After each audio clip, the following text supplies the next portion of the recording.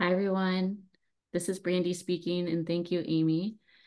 And thank you all for coming. It's so great to be here for the last session in this year's Institute. You have joined the Leading Through Key Transitions Before, During, and After session. This afternoon, our presenters will provide information about how to prepare for key leadership transitions, ensure stability during the transition, and strategies to use when coming out of a transition. We will hear information on the mechanics of transitions with a focus on what councils need to consider when experiencing transitions. Now I will introduce this amazing lineup of panelists. So Ed Holin worked for the Washington State Developmental Disability Council for 33 years. 28 of those years was his role as the executive director. In 2019, he retired from that position, and in 2020 was asked to work with other councils. As a consultant to support their operations and transitions, he currently works with Puerto Rico DD Council and is just finishing up his work with the Colorado DD Council. Liz Candelario began working with the DD Council in Puerto Rico as the lead planner and is now the executive director. She is successfully leading the council to be fully operational, attaining new credibility within the territory, and being fully successful under the requirements of the Federal DD Act. Alexandra Mojica is the senior attorney on staff with the DD Council in Puerto Rico. When first working on staff, she led the council's public policy and advocacy efforts. She is now leading the council's planning and results-oriented operations. Sarah Grazier is the newly hired executive director of the Colorado DD Council. She has experience working both within state government and in the private sector. She brings a wealth of experience and leadership to her new position. Angie Moss was the chair of the Colorado DD Council at the beginning of the transition from one executive director to the new executive director. This year, she stepped down as chair, but remains a valued member of the council. Thanks everyone for being here, and I'll hand the microphone over to, I believe, Ed. Thank you, Brandy, for that kind introduction. Glad to at least see some of you I know, but most of you are new acquaintances and colleagues. So I appreciate the opportunity, along with this fantastic panel, to talk with you all about transitions. Maybe as we call up the PowerPoint, I want to begin by asking you all to think about two questions as we begin today. The first question is, why did the cow cross the road? To get to the movies. Okay, the second question, a little more serious. Second question is, what is your leadership style? What is your leadership style? Amy, do I have to call up the PowerPoint, or are you doing that? Whichever you prefer. I can if you'd like. Okay, that would be great. Okay. And then I can move it forward if that's possible. If I share my screen, I have to move it. So if it just depends on what you'd like to do.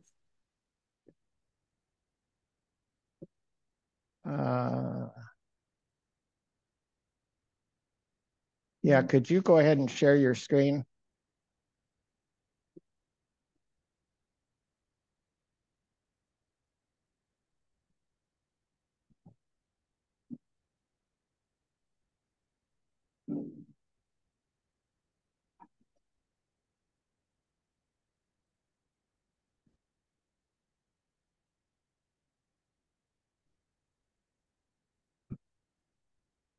Okay, we can move forward.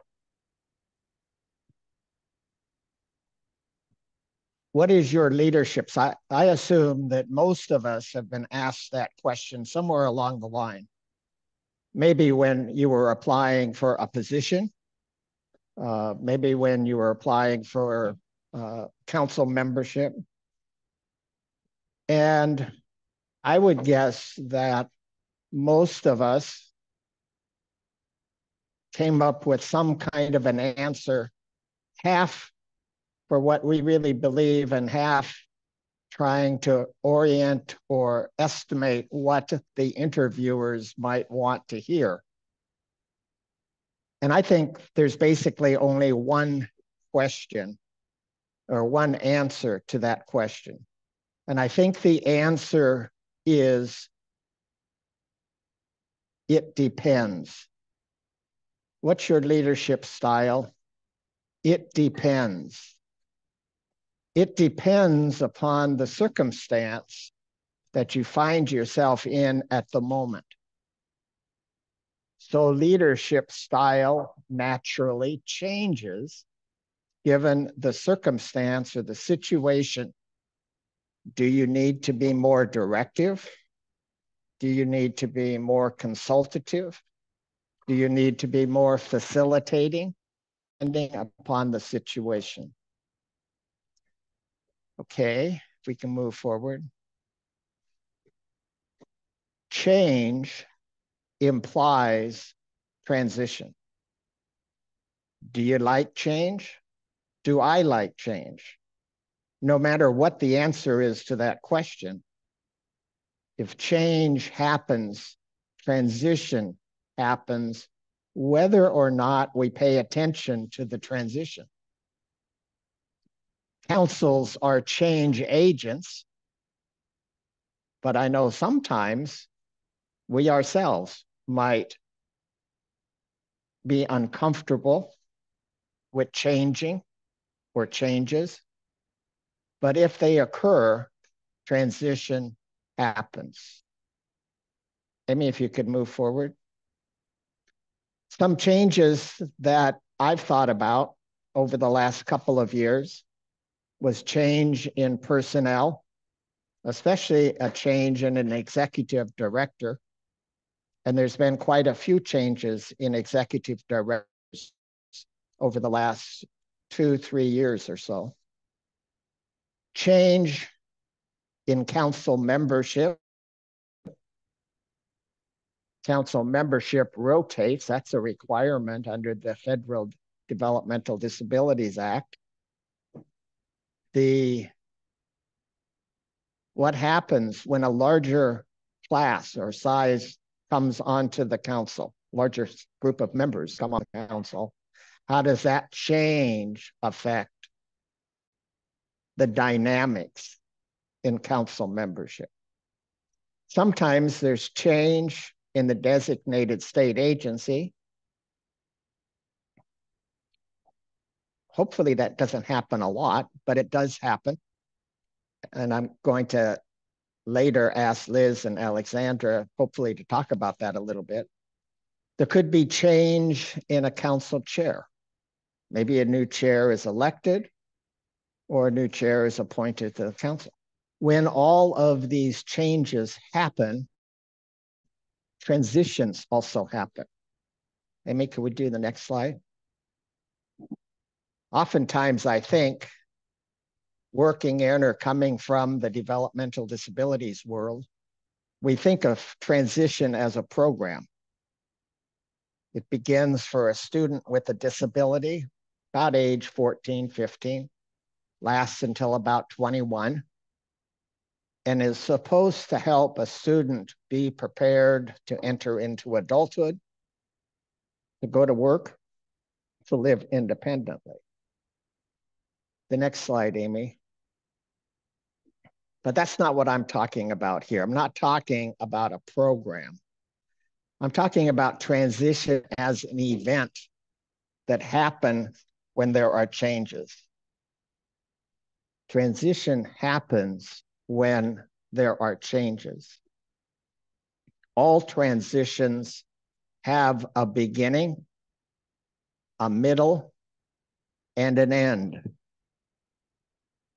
Now, maybe some of you are wondering, why did I sign up for this workshop just to hear that?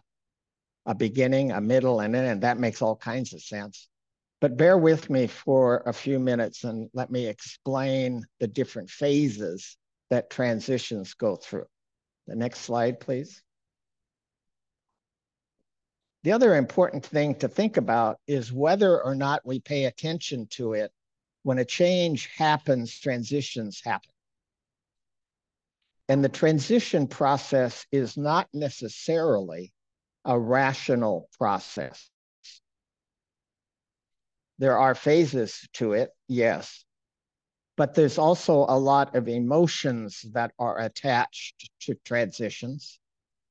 And I'm going to share with you a chart that I borrowed that shows some of the emotions that happen during the transition process. The next slide, please. The beginning of transitions, and it's also an ending of other things, can be accompanied by such emotions as denial. Maybe some get angry, uncomfortable with the change. And then the phase moves down into the middle, which he calls the neutral zone. But it's hardly anything but neutral. It could be marked by some frustration, maybe some confusion. Like, where are we going? What's going to happen next? And then the last phase, the end of the transition, and I like to think of it better as a new beginning. The new beginning of the organization, taking the next page of life. That's when energy begins to heighten. People become more engaged in the process, usually at that point. Some of the anger and other emotions begin to settle down. It's important to pay attention to those emotions because they often can explain a lot of the feelings that members of the council, members of the staff, other key stakeholders may well have when they are thinking about moving forward and thinking about the next steps. The next slide, please. So one of the things that we need to think about today is how do leaders respond to these different stages in the transition event? Next slide.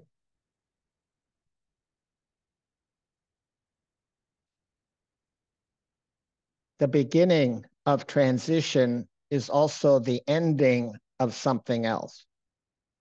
Could be the ending of a staff change, could be the ending of the work of a previous executive director. It could be the ending of a well-formed council team with new members coming on. Some of the things that I think we should think about is as that ending is happening and the new beginning of transition happens, is everything that's important written down? Or is there some piece of knowledge that might be walking out the door as staff transition, as council members transition? Does the council have a history of itself somewhere? Could be written, could be video, could be a compilation of podcast, whatever it is. Is there a living history of the council? And are we paying attention to the next steps that need to happen?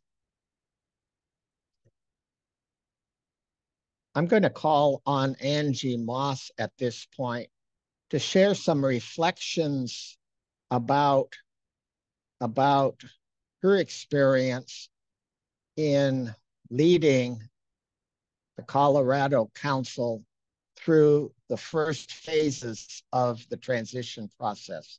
So Angie, if you could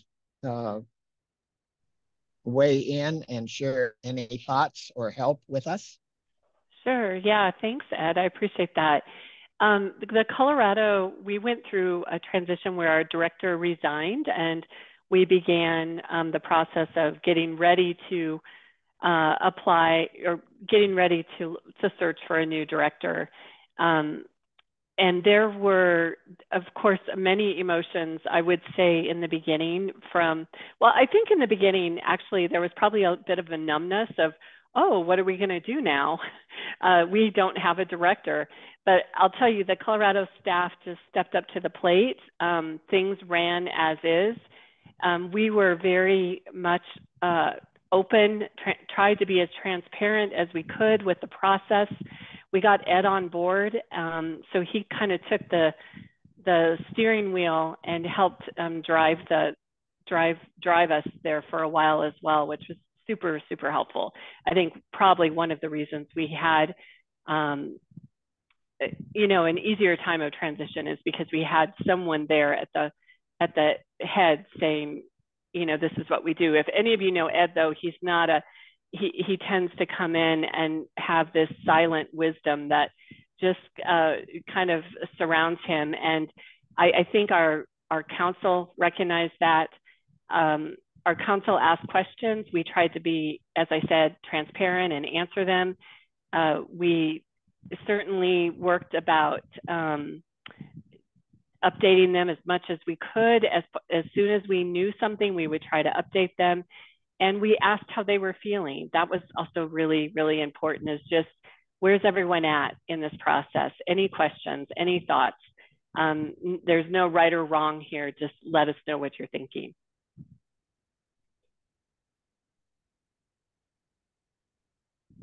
Thank you, Angie. Yeah. The next slide, please.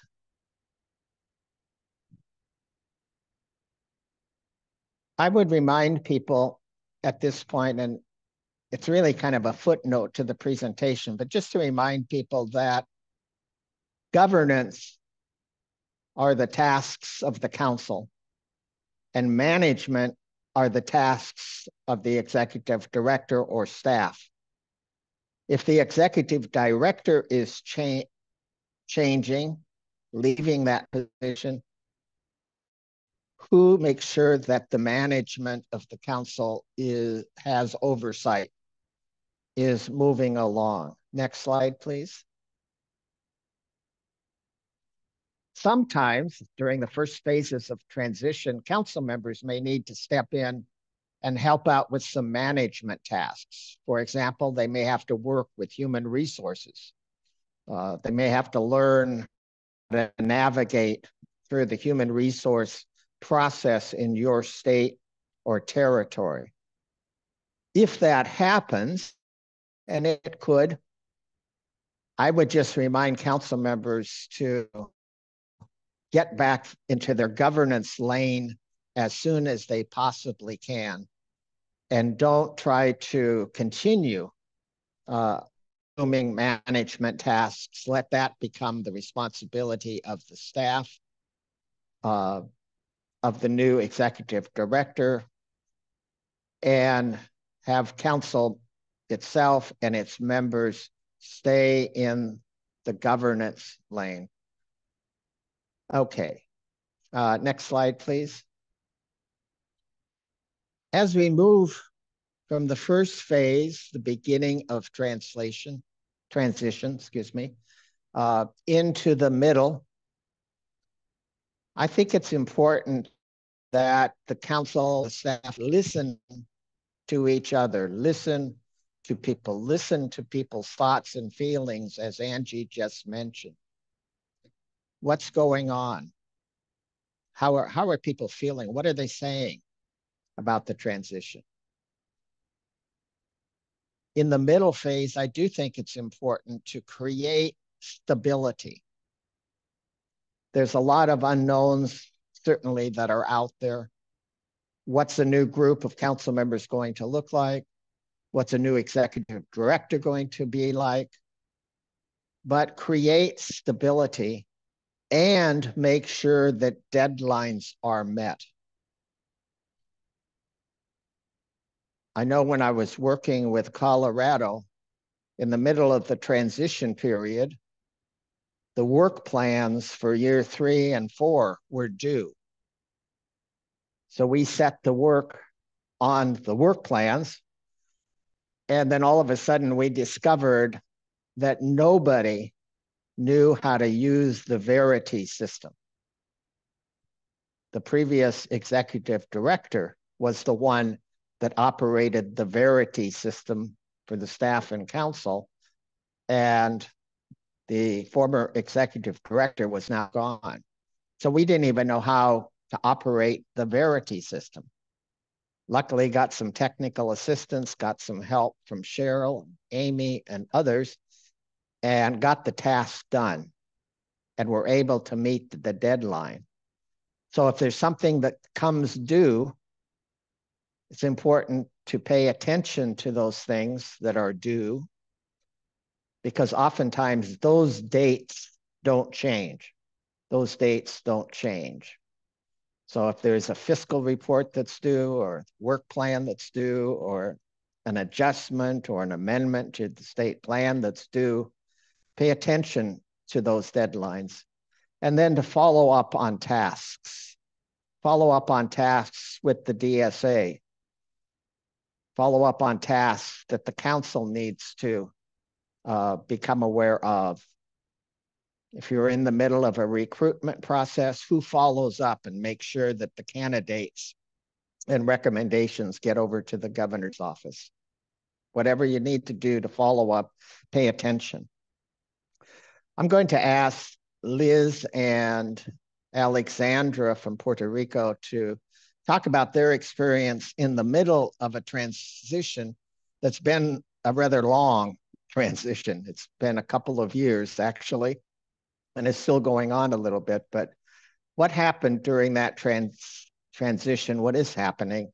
And what are important things that people should think about or know about? So Liz or Alexandra, and I would remind people, if Liz or Alexandra speak in Spanish, you want to log in and hear them in English, you can do that on the little globe that's at the bottom. Select the English channel to hear them.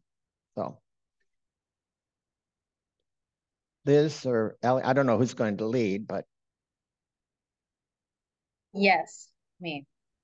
Well, my name is Liz Candelario. I'm thrilled to be here with all of you. I work for the DD Council of Puerto Rico, and I like to share a brief description of myself. I'm a Latina woman in my 30s, my black hair tied up, brown eyes, wearing glasses, and a blue shirt.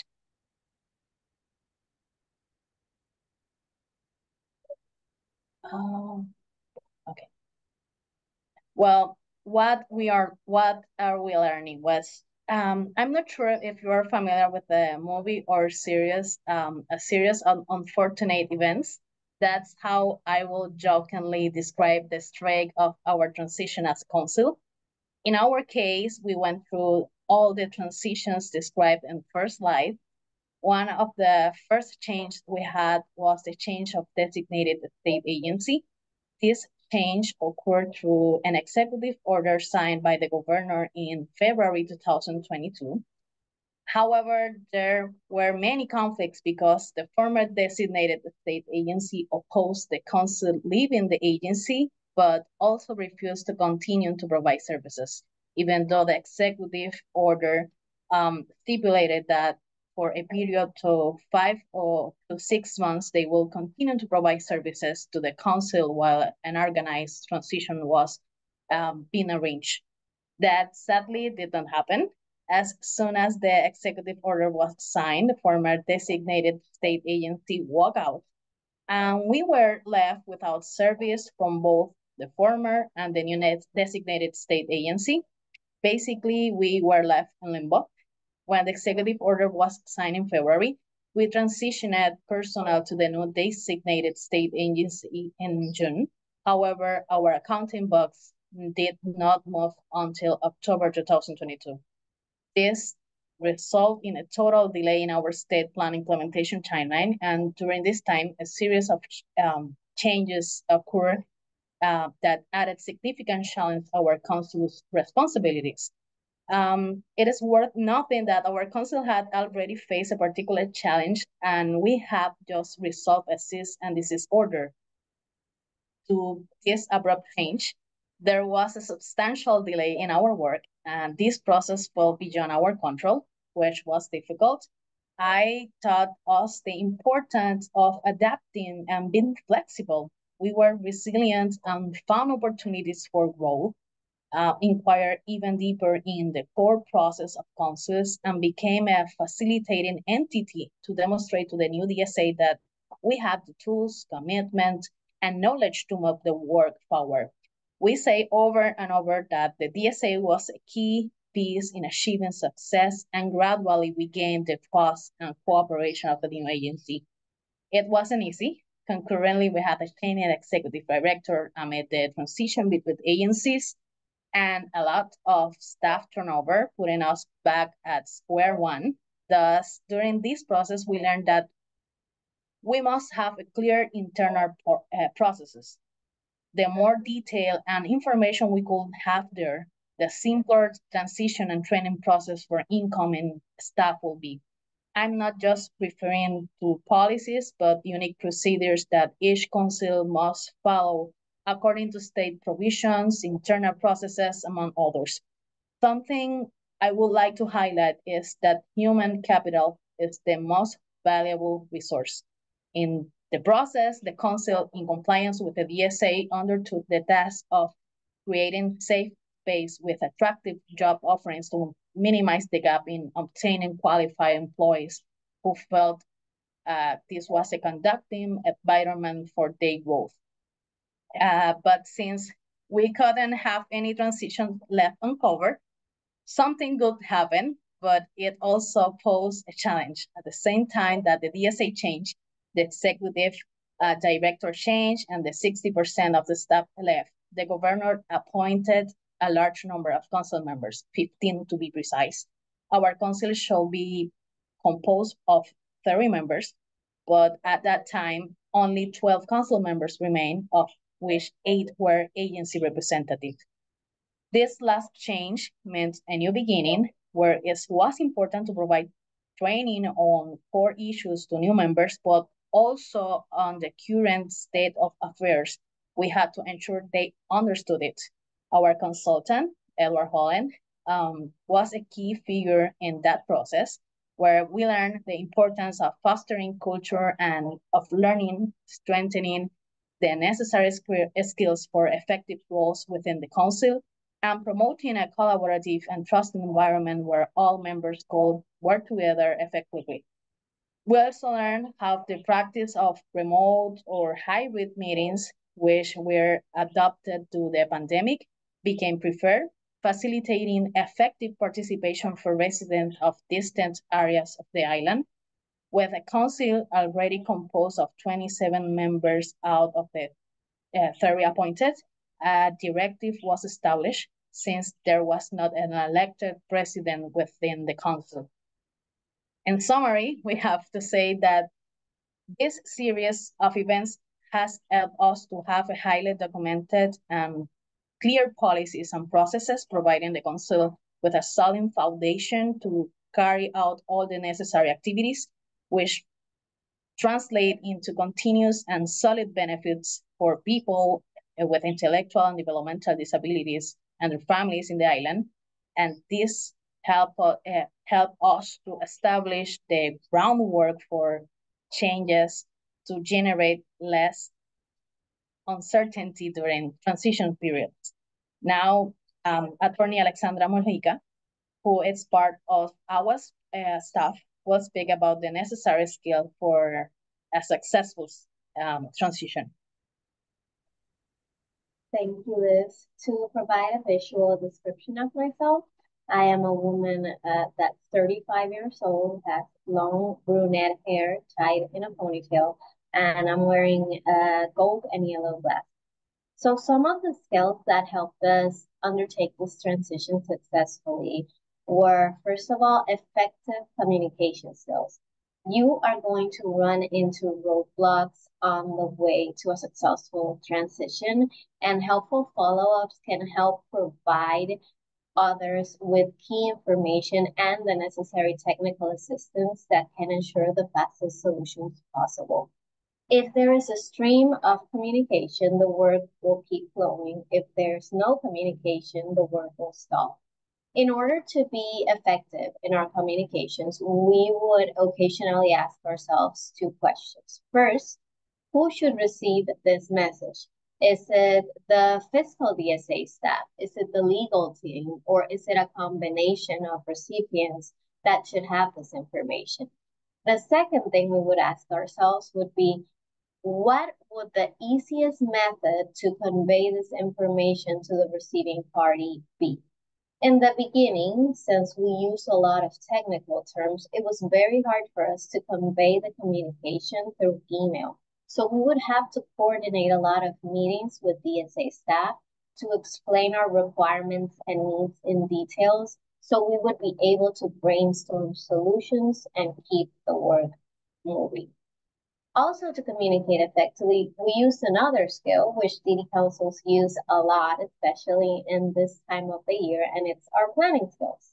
We created very specific timelines, which we called procurement schedules, to see if the goals and expectations that we had as a council were achievable for all parties and within what timeline.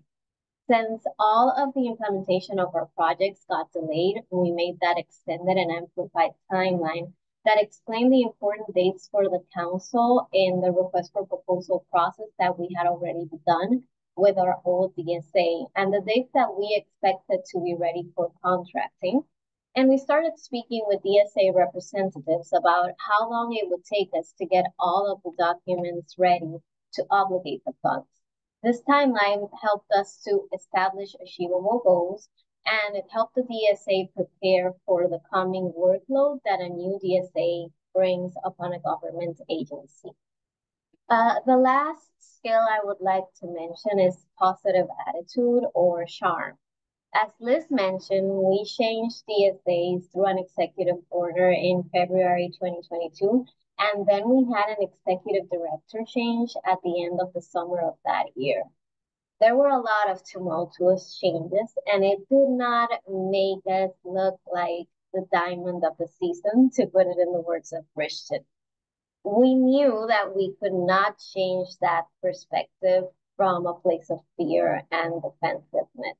And we also knew that the transition was a symbiotic learning process between us and the DSA, because we need to learn the new DSA's procedures, but our new DSA also needs to learn how DD councils work.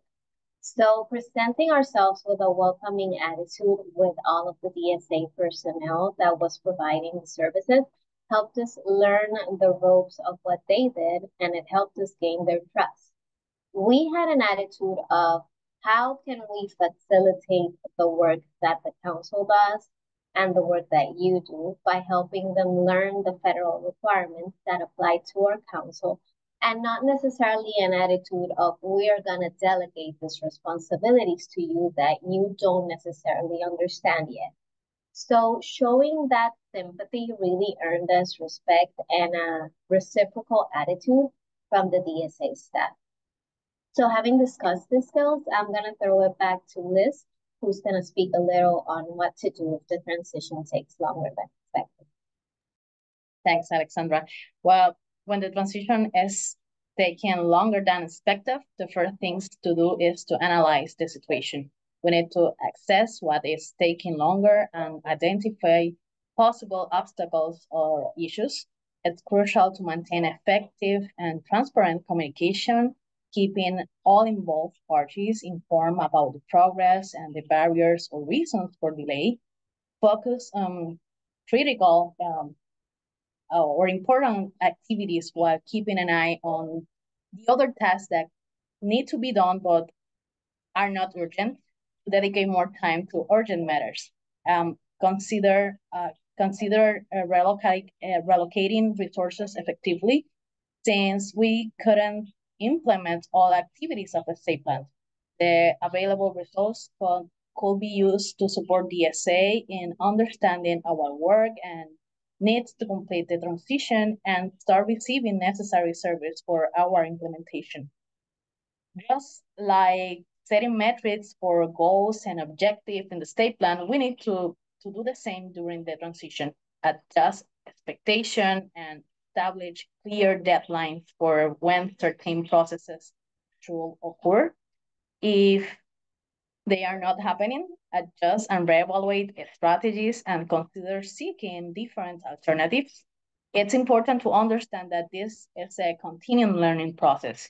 Even though it may seem endless, it will eventually culminate, helping us identify lessons learned to improve future transitions and process management, even though I hope not to have all these transitions happening simultaneously in our council ever again.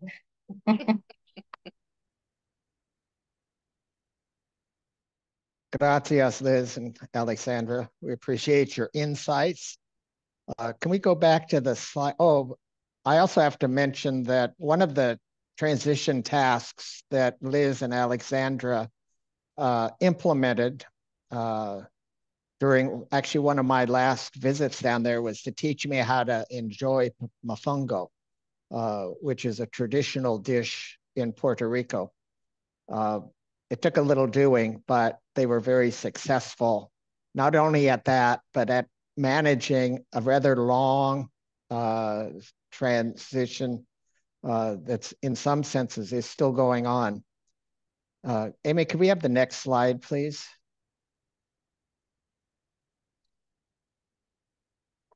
The end of transition, or it could be called a new beginning for the council or for the organization.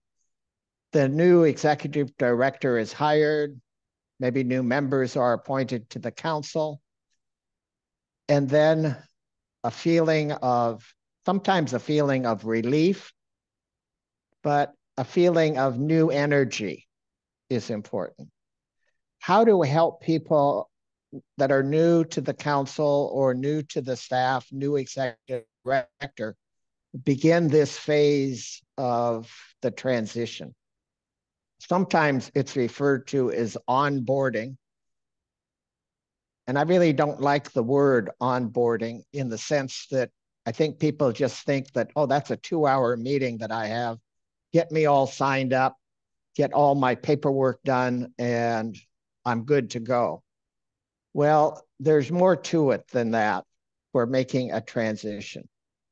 It often might require, if the individual staff member or executive director or council are new, maybe some training in the DD Act. What are some of the requirements? Where are the resources? What is ITAC's quick dial telephone number? Whatever it might be to help people get oriented to their role and responsibility. Who is it that mentors new council members, a new staff member? Who is it that mentors a new executive director or a new DSA? I think Liz and Alexandra gave you a very great example of keeping the communication open. That's a key part of mentoring, it seems to me. Can we move to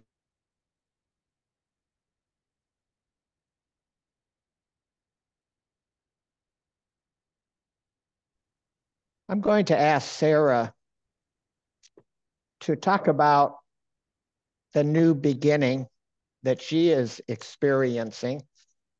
She's really not quite a new executive director anymore. She's been there several months and has really taken that role to heart and to soul and really has helped move forward. So Sarah, do you want to share a little bit about the new beginnings or the ending of transition, if you will? Sure. My name is Sarah Grazier. I'm the Executive Director of the Colorado Developmental Disabilities Council. I am a woman in my mid-40s, white woman in my mid-40s with glasses and about half brown, half gray hair. And I'm sitting in front of our new council logo that I'll talk a little bit about more. It is 5 inverted V's that form a circle pointing inward that are pink, yellow, green, blue, and purple. And the center of it, the white space, if I duck over here, forms a star. So I'm sitting in the middle of a star on my screen. I joined the council in November of last year, and I just celebrated my first 6 months with the council. And when I came into the council, actually as early as my interview process, the staff asked me for my leadership philosophy. And I had been asked before what my leadership style was, but I hadn't really been asked about a philosophy or a promise. As part of that, for both to report back to the staff as well as for the final presentation I developed for the full council, for my final interview, I prepared a leadership promise. And that leadership promise is to lead in service of the council and our community, to listen and learn with humility, to act boldly and with intention, to follow through on my promises, and to build trust through my actions, behaviors, and communication. So that's the promise that I made to the council when I came in. And it's a promise I continue to reiterate to the council when we're making decisions in my first 90-day report, in spaces like that. When I came into the council, Ed and Angie were doing an amazing job along with 2 staff. Our council was being run by our grants and fiscal administrator and our program assistant. And they were keeping things afloat. So we didn't have a policy person, we didn't have a planning and grants person, and we didn't have an executive director, the 3 other key roles in our organization. And one of the first things that I did was interview all of our current and some of our former staff, all of the council members and our community partners. And what I heard is that people were a little bit frustrated with where things were because things were stuck for obvious reasons. There had been just a gap in time, and the council was really in a place where they had to put some projects on the back burner just to be able to tend to the executive director search and some key operational elements. There were non-negotiables. People were a little bit confused about how things should be. We onboarded in the time before I was hired 9 new council members out of 24. So in an executive director vacancy, more than 1/3 of our council members started in July, started in November. And people were really craving meaning and connection and action. People really believed in the council, had a heart for the council, and wanted to move the work forward. So a few of the strategies that we were really able to use in those new beginnings were using those community conversations to rebuild and reconnect, both with each other as well as with the community that we worked in. We also looked for some small wins of things that we could move forward. One of those was the new logo. We had a website and a logo that had been under development. This logo was actually conceptualized and created by the previous executive director, and but the council didn't really have a full understanding of what it was. So they didn't know, it hadn't been articulated that the different colors were meant to represent a more vibrant, diverse interpretation of our community than our previous logo had meant. The more and more we looked at it, the more we saw the white space in the center. And Ed actually brought a STAR planning tool that's a person-centered planning tool on a meaningful life framework to our council retreat last month. Really looking at that STAR in the center and seeing that white space. And when we were able to start to articulate that person-centeredness and that community inclusion aspect to it, it gave the mark meaning, and it also gave people a common purpose and a vision to surround themselves with and to be part of.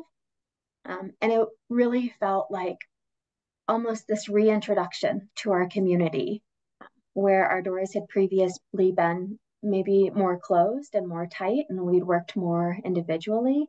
We kind of threw our doors wide open and said, hey, we're here. this is what we're doing. This is what we care about. This is who we are. Like, can we rebuild trust and restart a conversation?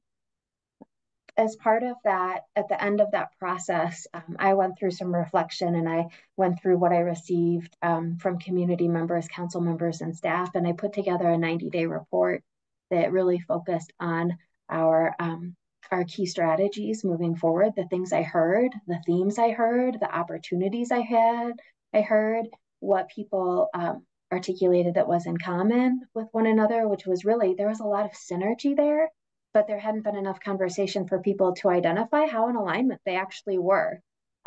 So having that allowed people to start, I think, the process of moving forward together.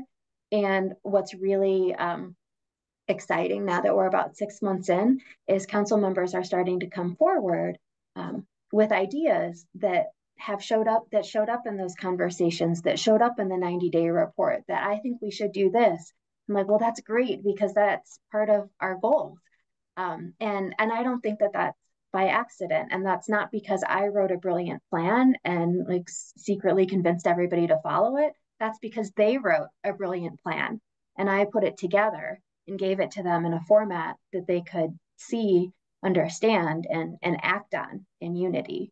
I'm a recovering community organizer turned executive director. So that convening and kind of coalition building mentality is something that's really central to how I approach. Yes, recovering for sure. I don't know if I'll ever recover, but I would say that if I had to give you advice in the new beginning, I think that actually moving forward the new logo and website, which was part of the work of the previous executive director, moving forward some of the procurements that had gotten stalled, even though we did tweak them a little bit, also showed the council that I'm not interested in kind of creating everything from scratch, that I really wanted to build on the previous successes of the council, that I recognize the value of what had been done by the council and what had been carried and held to, and that it was important to me to continue the legacy of the council, not to create a whole new council.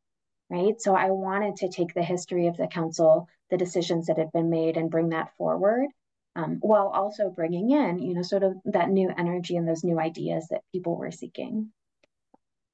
From an advice perspective, I would say that I prioritized relationships. I resisted the urge to dig in and stand my ground and be really rigid and right about a new direction for the council. I really leaned into that promise to listen and learn with humility before acting. And I would really counsel anybody in a leadership role to do the same, especially if you've always done things a certain way or you have a particular view about the world. It's easy to get stuck in replicating a story or a path that you've taken before, even when you have the opportunity to do something different. So being able and willing to rewrite maybe a part of your personal narrative as a leader based on the context that you're in is really important. The second thing that I would say is to focus conflicts on the shared goal and the common purpose, not on making another person or another agency the problem. Similar to what Puerto Rico shared, our relationship with our designated state agency has been strained at times, and really centering the conversation on a productive partnership, not on a what you do for me and what I don't do for you kind of conversation, I think was really, really important to healing some of that and building trust and autonomy for the council. It has been the ultimate result of that. By being transparent, communicating more, sharing more information, we've actually gotten everything we asked for, including being approved as a fully remote office, which is huge for our council. And then the third thing I would say is find someone that you can talk to outside of your staff and outside of your council. I think it can be a little bit lonely to be in an executive director role. You can't necessarily talk to the staff about everything that you're feeling and experiencing. You don't necessarily want to reach out to a council member about the things you're struggling with. I was really lucky because I had Ed built in as a consultant to the council, who became just a sounding board and a mentor and a place for me to land when I needed support. I also joined a community executive directors group that's a facilitated group of executive directors of social justice organizations. Most of them are nonprofits, but there are some government entities and some other sorts of like public sorts of spaces in there. And they've just been a really great place for me to land as well. When there's something that I can't discuss with my staff and the people that I lead, and I'm not quite ready to bring to my council because I'm still kind of forming my thoughts around it.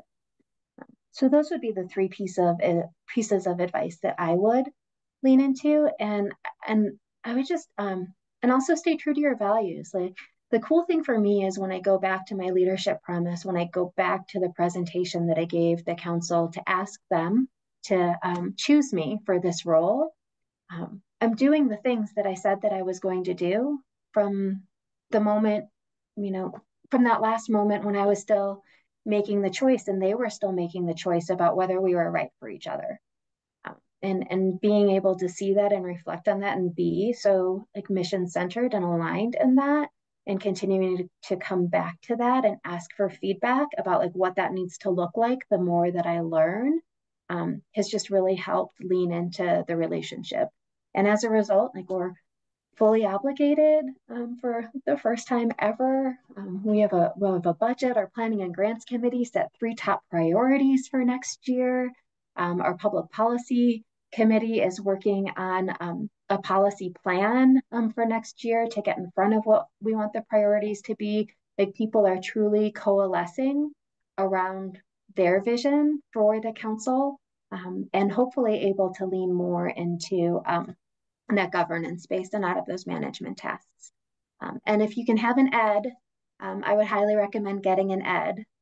He was also really great to come out and do kind of, I think is, I don't know, your final act with the council, a retreat for us, which was a really nice transition in and of itself.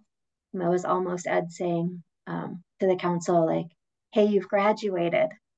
You guys are good, and helping us lean into the next part of our new beginning.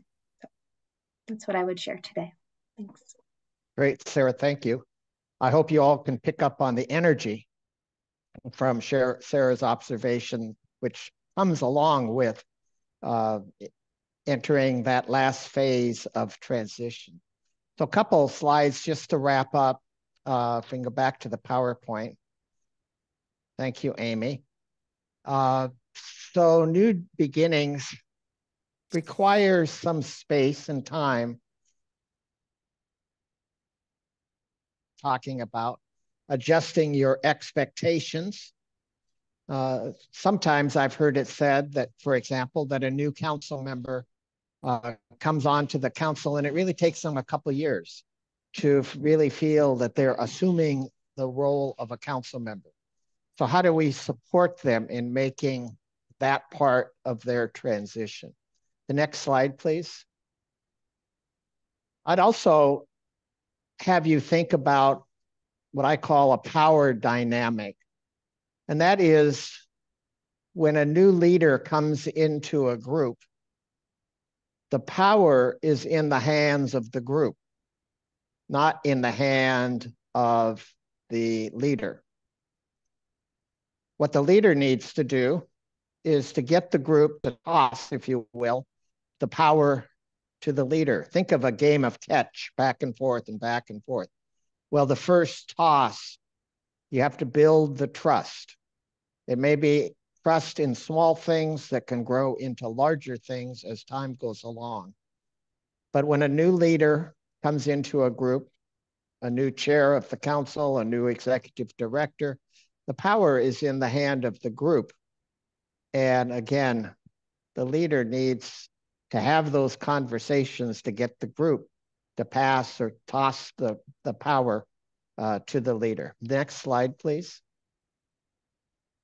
So leadership skills should be adjusted to the situation that you face.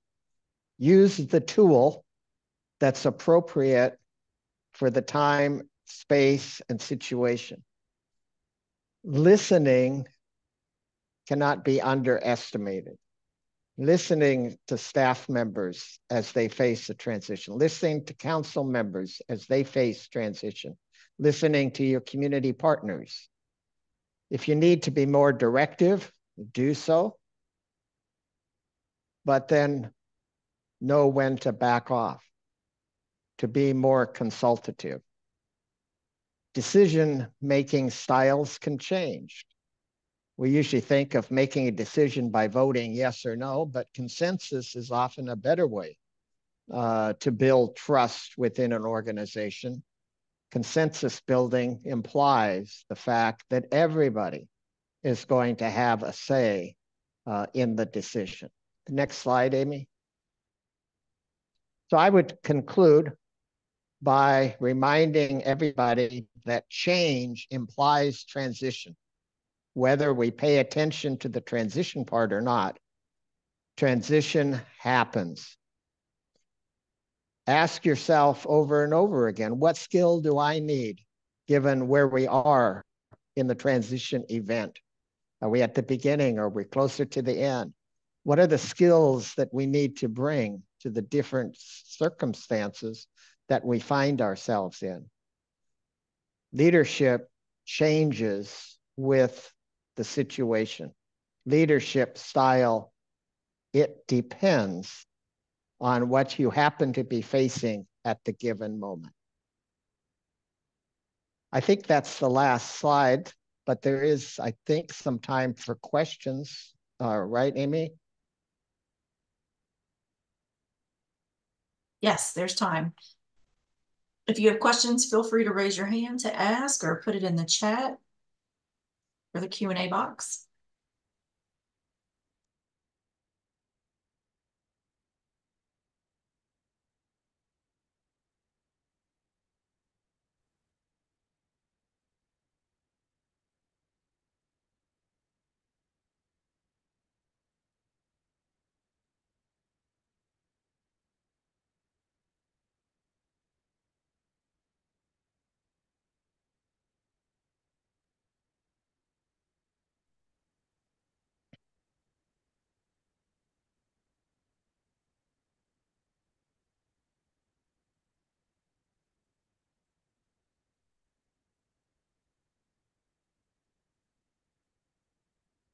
Hey, Ed, I know from a technical assistance perspective, we often get the question about, when thinking about early on at the beginning where you all were talking about write some of your stuff down. How is there a good way to know like what is worthy of writing down? Did you use was it thematically based? Like, what about council meetings do other people need to know? Or what about state plan? Can you share a little insight on that? One of the things that I've done that I've found pretty helpful is in a retreat type of setting, do a living history of the council, starting with today and working back as far as the members can remember. So they may get back all the way, say, 20 years ago, we were dealing with closing our institution or whatever it might be. That's one way to capture that, and then maybe graphically draw that out. There's also things that there's kind of concrete tasks that must be done. Like it or not, even in a transition process, some of the clocks don't stop. The clock for when an amendment or an adjustment to a plan is due, that clock doesn't stop. The obligation and liquidation, to use the jargon, those deadlines don't stop. So what are the things that are critical to do? What does that timeline say to us? Thirdly, I think you and Amy have created a great resource at ITAC. for council members, for council staff, fiscal stuff, you know, I think at least have, as a person that may be leaving a council, to have a list of where they can go to get resources. ITAC, maybe there's other resources as well. What are those things that at the territory or state level are uniquenesses?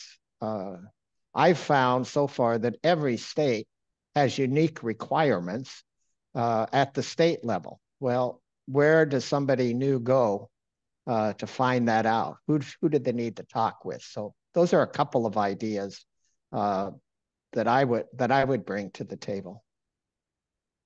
Great, thank you. Angie has her hand raised.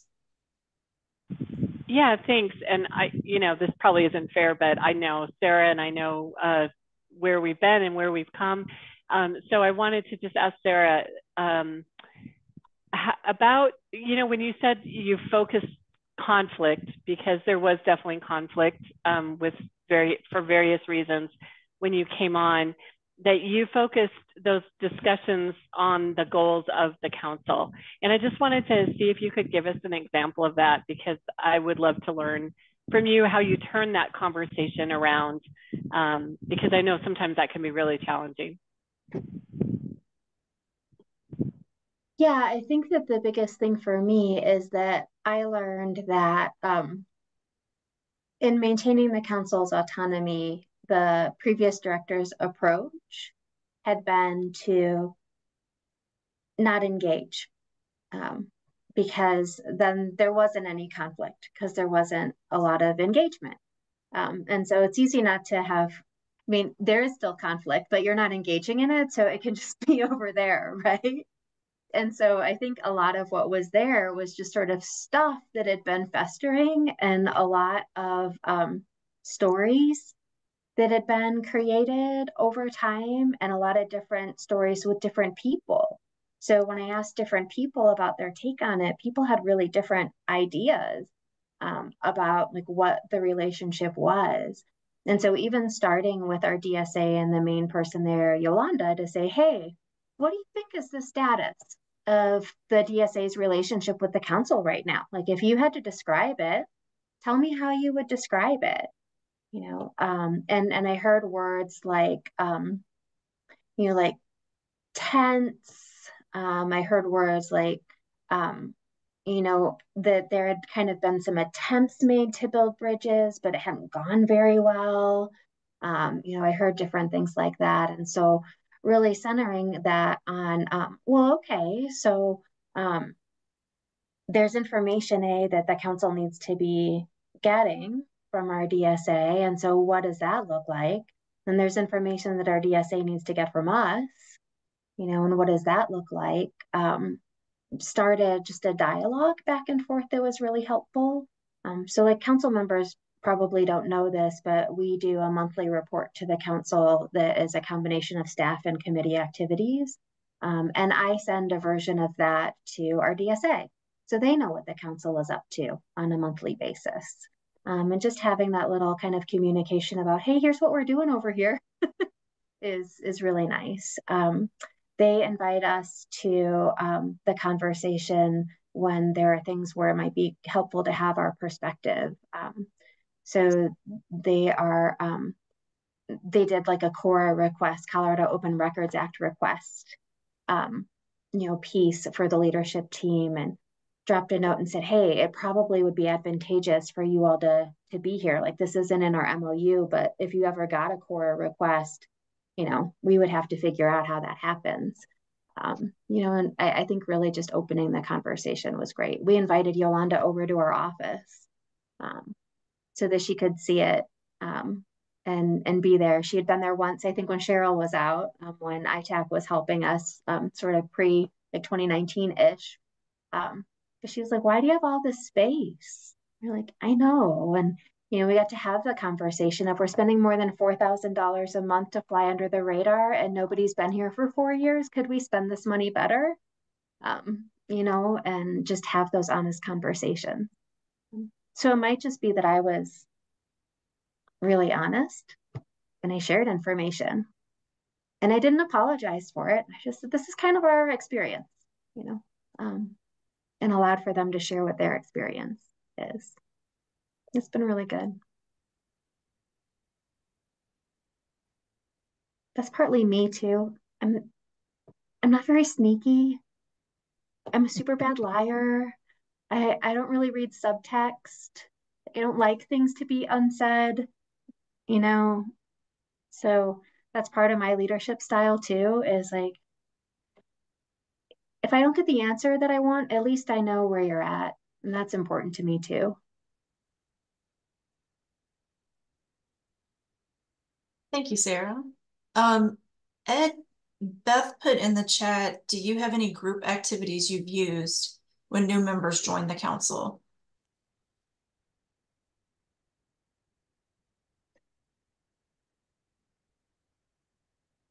I do have some group activities. I think the planning retreat that Colorado went through had a number of kind of dynamics that were used to help people kind of think through and refresh themselves on the mission. It's hard to explain a dynamic in a 2 or 3 sentence, but I can maybe offline go into a little bit more detail to some extent about that. You know, the other thing that, and Cheryl will probably kill me for saying this, but back in the day, I always thought the comprehensive review and analysis of the state plan was just kind of a formality and really paid much attention to it. However, I have come to realize that that is a great opportunity for a council to gather information, to paint their picture of their state or their territory. Yeah, bring in data. That's all good, but to really paint the picture as fully as possible. And I think that often goes a long way to including bringing people into the picture instead of just kind of doing a formality. So I've really come full circle on the comprehensive review and analysis part. And that was basically what we were trying to do in Colorado, because frankly, it's not too early to start thinking about those things that will make up the next 5-year plan. And they happen to come up with some pretty good ideas that could fit nicely into their current objectives or key activities for year 4, which was a little light for a number of reasons, and year 5. So I don't know if that answers the question or not, but just a couple of thoughts. Rachel, do you have a question?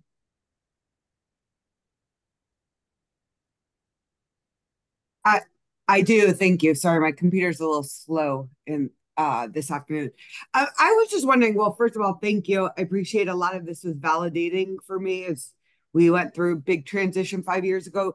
But for those of us that took over for long time standing executive directors, would any of your advice be different, or would you have handled anything? Clearly, we're collecting history. Thankfully, I've also been with the council for 16 years, so we didn't lose history.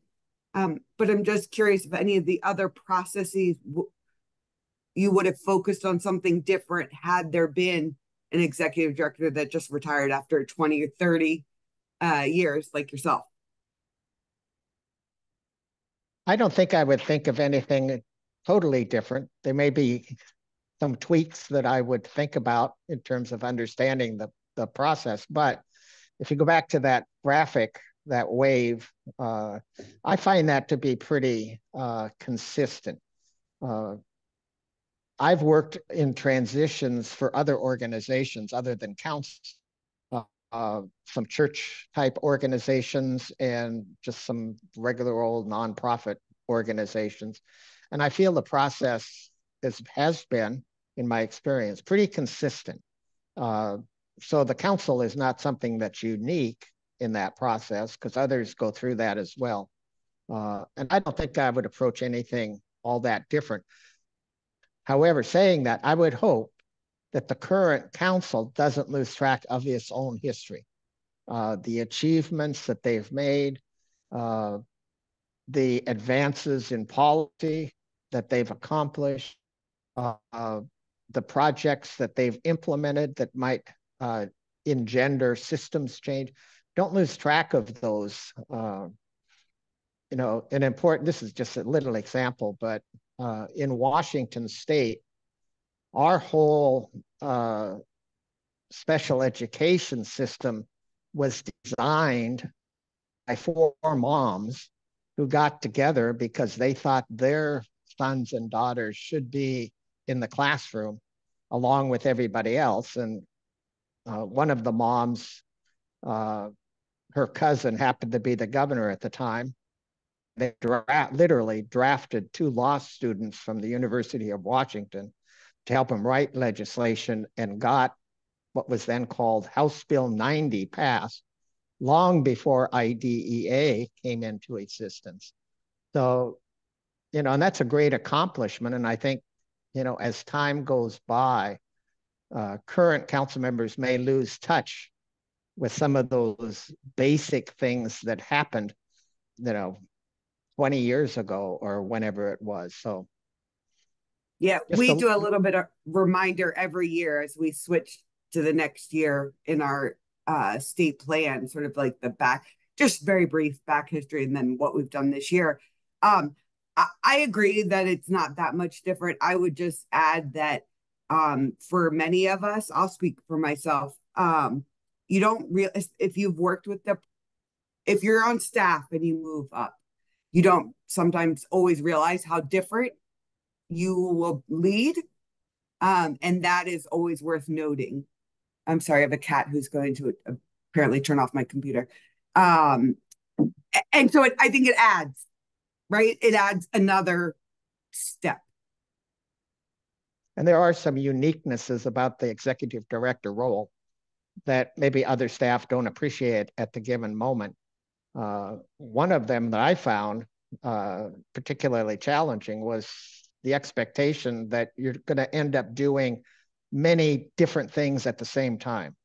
You know, you have to kind of flip the pages as the day progresses, and just get yourself comfortable with doing a number of different things, sometimes literally at the same time, and hopefully do them well. So, yeah, good Rachel, point. I just wanted to echo a little bit. I mean, my previous director was there about 5 years, but the person before her was there for much longer, more than 20 years with the council.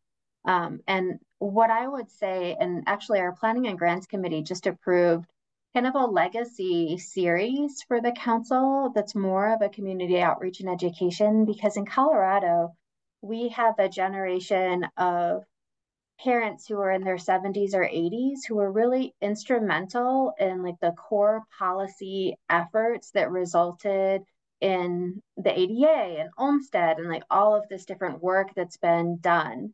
You know, and I myself, I'm a parent of an 11-year-old with a developmental disability, and I've taken the time to educate myself about like that history, because I know that I stand on the shoulders of the people that came before me.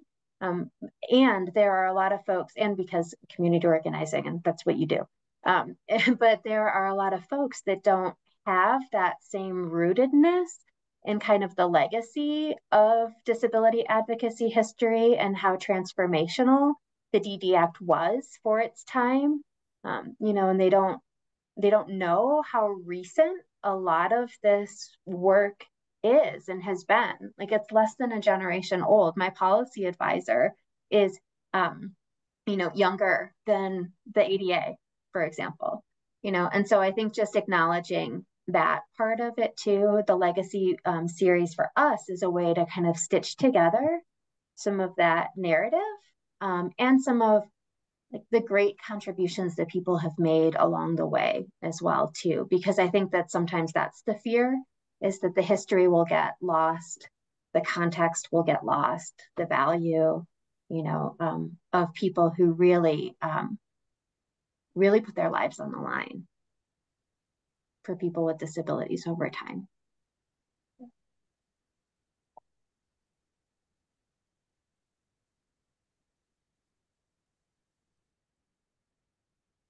All right.